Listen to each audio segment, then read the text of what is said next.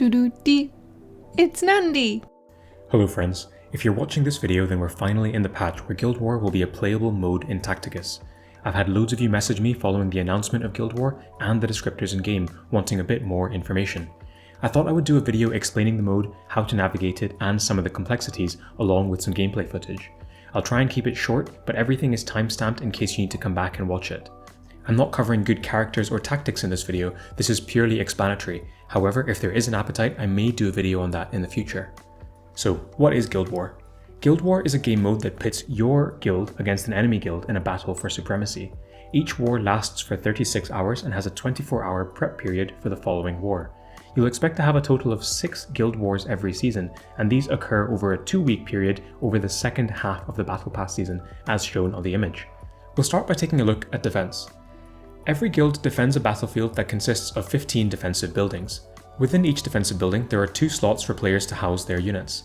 A bit of quick math, 15 buildings with 2 players each, that means that everyone in your 30-man guild should have their own building and slot to put their own units in. Within your defensive slot, you can place 5 teams of units. There is a bit of nuance here. You'll see that when I try and put my characters into one of these slots, each slot is capped at a different rarity. For example, in this first slot, the rarity cap is epic, so all of my characters are automatically downgraded to gold 1. I'll talk more about rarity caps later. Each character can only be placed once on defense. So in order for you to contribute maximally to your guild's defensive effort, you need to have 25 characters. What happens if you don't have 25 characters or you're missing players in your guild? Well, the slot is auto-filled by AI-controlled Black Templar units, the same ones that you'll see occupying a slot until you put your own units there. There are a lot of different buildings on the battlefield, and they all aren't created equal. You'll see that for every building there is a score attached to it, 40k for the headquarters up at the top of the screen, and 10k for the frontline buildings at the bottom. This is the score that your opponent gets for defeating all of the teams in that building, thereby destroying it. You're incentivized to score as many points as possible, because the guild that scores the most points wins the war and earns the most rewards. However, there is more to it than just points. Some buildings also provide a benefit to the defender. You can see the artillery position here provides what is called a source buff to this building as well as all adjacent ones. For each instance of the artillery buff, at the start of the battle, 3 artillery shells land on attacking units and each deals 20% of its health in damage. When the building is destroyed, naturally it stops conferring this defender's advantage. When you have a look at the fortified position in the middle of the grid that I'm currently occupying, you can see that it benefits from 3 of these artillery defensive buffs, so that anyone who attacks my units before those artillery positions are destroyed will suffer 9 random hits to their offensive force, each doing 20% health in damage. The next defensive building is the anti-air building. This does 40% damage to all attacking flying units at the start of the battle. Similarly to the artillery position, this is a source buff for this building and all those adjacent to it. When this building falls, so too do the buffs that it provides.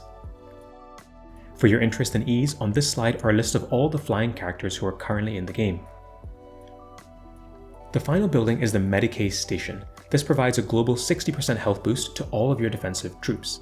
This buff is global, so it is provided to your entire defensive battlefield, not just the buildings adjacent. Set up in whatever room you want, but leaders and co-leaders of your guild will be able to reposition you and also move buildings around for strategic dominance. What about offense? Each player starts the war with 10 attack tokens. They don't earn more with time, and that is their entire quota for the entire war. So you don't need to worry about setting timers or spending your attacks within a certain timely fashion. Just attack whenever you can within the 36-hour fight window. This is the test build, so not completely accurate compared to your own gameplay experience.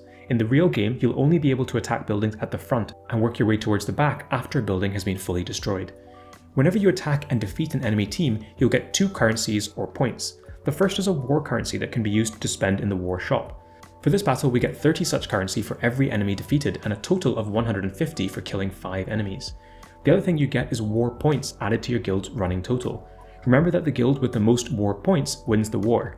In this scenario, we get 200 points per killed enemy unit and a further 600 due to our efficiency. The thing to note, however, is that you don't have to use a full team of 5 for every fight. In this next battle, for example, aun'shi takes a solo fight against the defenders. We are attacking into a fortified position that has 3 artillery buffs on it, so we'll take 9 hits. As you'll see, the 9 hits aren't like Thaddeus' active ability. They don't randomly hit hexes and all instead land unerringly on aun'shi, nearly killing him right off the bat. Clearly, you're therefore incentivized to bring multiple units when attacking these particular defensive strongpoints. For the purposes of illustration, aun'shi will lose this battle. For defeating 4 enemy units, we can earn 800 points, so 200 per killed unit. When we clear the base on the next attempt, we get 250 points, 200 points for defeating the last unit, and another 50 points as per the scoring matrix. On the topic of the scoring matrix, you'll notice the single point that you can earn at the bottom of the grid. This is the tiebreaker. The first guild to win a battle in war, that is, clear 5 enemy units first, will win this tiebreaker point. The astute among you will have probably already done the math. There are 30 defending players, each with 5 teams to clear. So 30 into 5 means that you need 150 tickets to clean the enemy up if you attack perfectly. However, as we've already established, each player gets 10 tickets to attack, giving a 30-man guild a full 300 tickets. Therefore, when you full clear an enemy base, their battlefield resets and you get to attack it again. If everything goes absolutely perfectly, you can full clear an enemy battlefield twice with all of your ticket allocation. Depending on your level of interest and engagement, guild wars can be fought on different battlefields. These are tied to your guild level, with higher guild levels needed to access the higher battlefields. As you can see on screen, the higher battlefields give more rewards, but are also tuned at more veteran players. This feeds into the rarity cap that we mentioned earlier. Low-level battlefields will generally have lower rarity caps, like uncommon and rare, where higher battlefields will have epic and legendary caps, so you'll expect to fight harder enemies.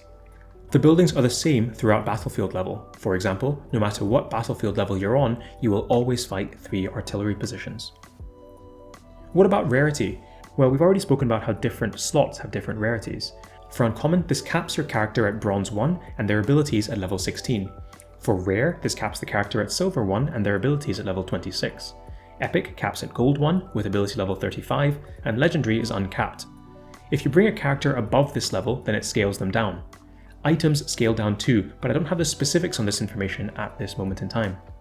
Finally, the rewards, the Guild War shop. This is of course subject to change between the test build and reality, but it looks like you'll be able to primarily get character shards with the resources from this game mode, but also have a way of earning some of the rarer items that you need to farm for Diamond 3 progression. The shop, just like the Guild Raid shop and the Rogue Trader shop, can only be refreshed once per day. So there you have it, hopefully everything you need to know about war. If you still have questions, feel free to comment below and I'll try my best to answer. Snowprint have been pretty positive in saying that they're listening and adjusting to player feedback, so if there is something that you want to see in this mode, then please comment and let them know. They do read my comments and it's a good way of getting your voice heard. Personally, I'd love to see faction bonuses, incentives for bringing multiple characters from the same faction. We're getting closer and closer to having a good reason to see teams of orcs facing off against teams of Tau, for example, and personally, that's what I came to Tacticus for in the first place. That's all I've got for today. Hopefully I've covered everything you need. If you're a newer player who hasn't yet used their referral code, I would love if you could consider entering mine as shown on screen. It earns you 100 Blackstone and supports me in the work that I do. It is single use though, so choose who you support carefully. Bye for now. Doo-doo-dee. It's Nandi.